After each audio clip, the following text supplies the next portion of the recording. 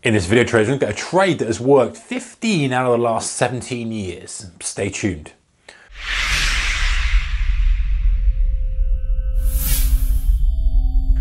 Hey guys, a warm welcome to you. So one trade for you guys out who like to trade based on history, who like to trade based on backtesting. This specific trade has worked for 15 out of the last 17 years. In other words, it's been profitable for 15 out of the last 17 years. Pretty decent stats.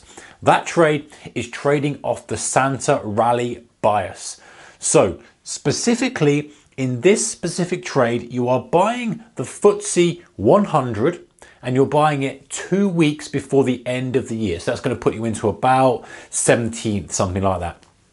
So you're buying it there and you're holding it at the end of the year and you're closing it. That's the trade. So if you've done that for the past 17 years, sorry, what are the results? Well, here they are. So you can see this is the year here and this is the return. This is the percentage return.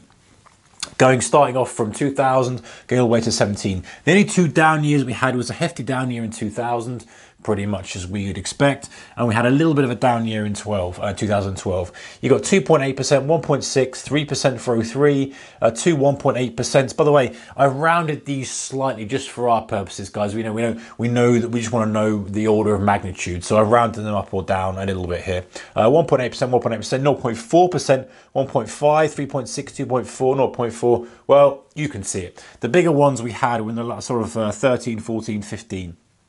So they're pretty big. And if you look, like over the last sort of 6 years or so, 3%, 2%, 3%, 4%, 2% on a 7,000, they call the FTSE 7,000, which is about where it is now, give or take, it's 140 points. So it's something that's pretty decent and could be worth looking at. So the point is, you buy it 2 weeks before the end of the year and you close it at the end of the year, and history has shown this has been quite a profitable strategy. Now, it's slightly different from other ways of trading the Santa rally. A lot of people say, hey, buy during December. That's not actually as profitable. This is like kind of the sweet spot. But if you want to drill even further into it, let's have a look at this. If you bought the FTSE 350, so i.e. you bought the 350 is available to you on a spread bet or CFD, or you bought the 100 and bought the 250 and just added those together, so to speak, at accumulation, a portfolio of those two, you would do even better. You would have made money every year except 2012. So that's even better. An average return of about 2 to 2.2%, which is decent. But if you go even further with it, if you bought the top 10 stocks in the FTSE 350, you would have had winning year every single year. So this bears the question that maybe there's a trade in that alone. And by the way, never a recommendation to trade, it's just some information. Maybe there's a trade in that alone. Maybe there's a trade in one of these alone. But the strong stock thing really kind of gets my excitement, because I think, okay, what about if you're picking the strong stocks? Well, FTSE 350 strong stocks is a good place to start. FTSE 100 strong stocks is a good place to start. What about a global portfolio of stocks, the best, strongest stocks across the world, and having a basket of those? Surely if they're strong and we've got this tendency anyway to push into the year close, this might be worth looking at.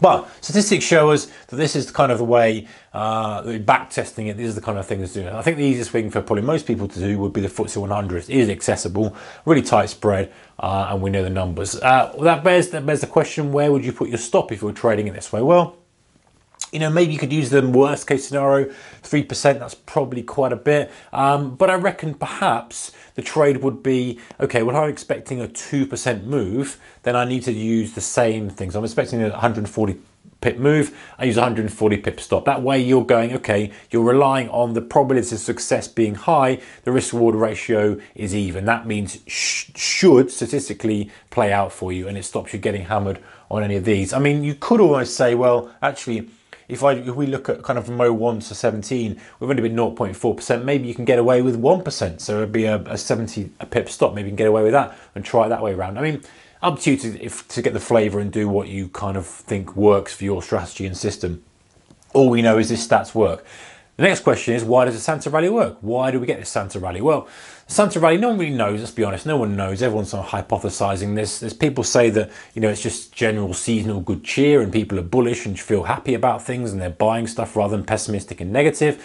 Talking about Christmas bonuses, a lot of people putting their Christmas bonuses to work, hedge funds rebalancing their portfolio, tax strategies to be more efficient tax-wise, just a self-fulfilling prophecy, everyone expecting it, so everyone jumps on it and runs it. So who knows? But anyway, it's there, the stats are there. If you're interested, go and check out and do some more kind of digging for yourself and your own due diligence. But this may plant the seed of perhaps a strategy for you that suits you going into the close of the year. Remember, this one specifically is for the last 2 weeks of the year. There are different variations on it, but this one specifically with these numbers is the last 2 weeks of the year on the FTSE 100. We can refine a bit more with the 350, or we can go the top 10 stocks in the FTSE 350. All right, guys, whatever you're doing, take care, keep your risk managed.